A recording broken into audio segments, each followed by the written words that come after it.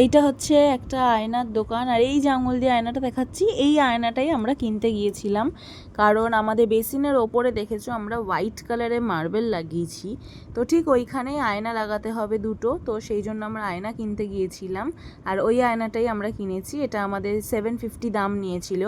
এটা 16x20 এই মাপের আয়না ছিল। তো আরও অনেক রকমের ছিল, যাই হোক এইটা আমাদের পছন্দ হয়েছিল আর আমরা এই দোকান দিয়েও এটা কিনে এনেছিলাম।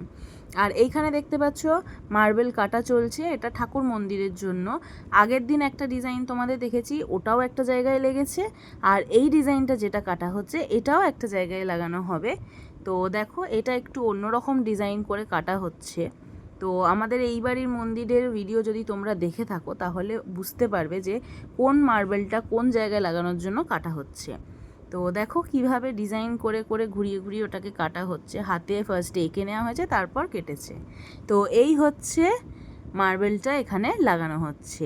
আগের দিন যেটা দেখেছো সেইটা নিচের দিকে এইভাবে লাগানো হয়েছে, আর এখন যেটা কাটলো সেটা টপটা লাগানো হচ্ছে। তো এই হচ্ছে আমাদের মার্বেলের মন্দিরের কমপ্লিট লুক। তো এবারে এটাকে ক্লিন করে দিলেই আমাদের মন্দির কমপ্লিট।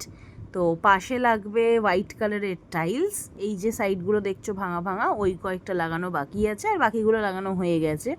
তো যাই হোক এই জায়গাটায় টাইলসগুলো লাগিয়ে দিলেই একদম সুন্দর ক্লিন করে দিলে মন্দির লুক রেডি। তো এখানে ফিটিংস করাই হচ্ছিল, আর হোয়াইট কালারে যেই ওদের আর কি সিমেন্ট আঠা এইসব দিয়ে লাগানো হয়, তো সেগুলো মাপঝোপ করে করছিল। আর এখানে আমাদের এসে গেছিলো স্লাইডিং লাগানোর লোক, স্লাইডিং উইন্ডোগুলো লাগাতে যে ফ্রেমগুলো কেটে করতে হয়। তো যাই হোক ওরা এসে ওগুলো ফিটিংস করছিল। তো কয়েকটা 3 ডোরের ছিল, কয়েকটা 2 ডোরের ছিল।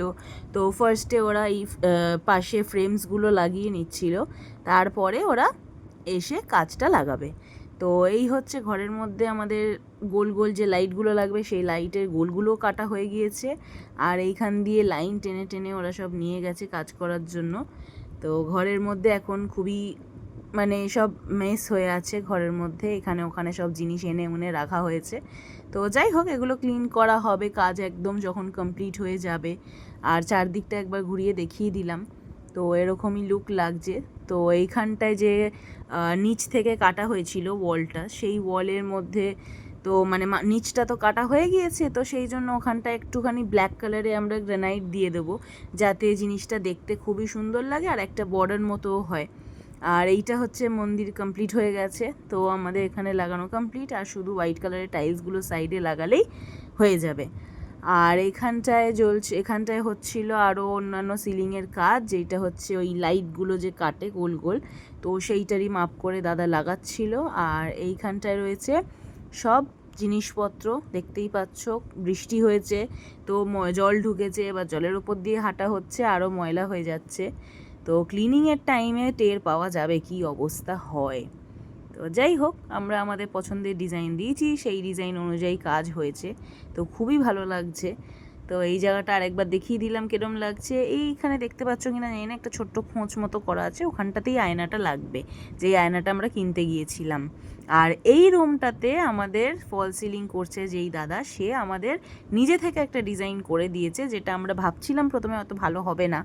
তো যাই হোক তার উপর আমরা ভরসা রেখেছি, আর খুবই ভালো লেগেছে আমাদের ডিজাইনটা। আর এখানে কাজ করার পরে ঠাকুর মন্দিরটা একদম ঢাকা দিয়ে দেওয়া হয়েছে, কারণ দেখতে পাচ্ছ ঢুকে গেছে আমাদের রং মিস্ত্রি।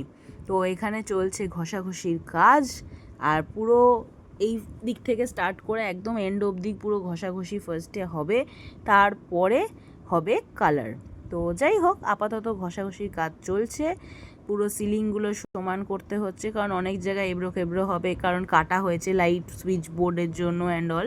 তো সেই জায়গাগুলো সিমেন্ট দিয়ে ভরাট করা হয়েছে, তো সেগুলো পুট্টি দিয়েছে, তো সেইগুলোকে একদম যাতে কিচ্ছু না বোঝা যায় সমান হয়ে যায়, তো খুবই ভালো করে ওরা কাজ করছিল।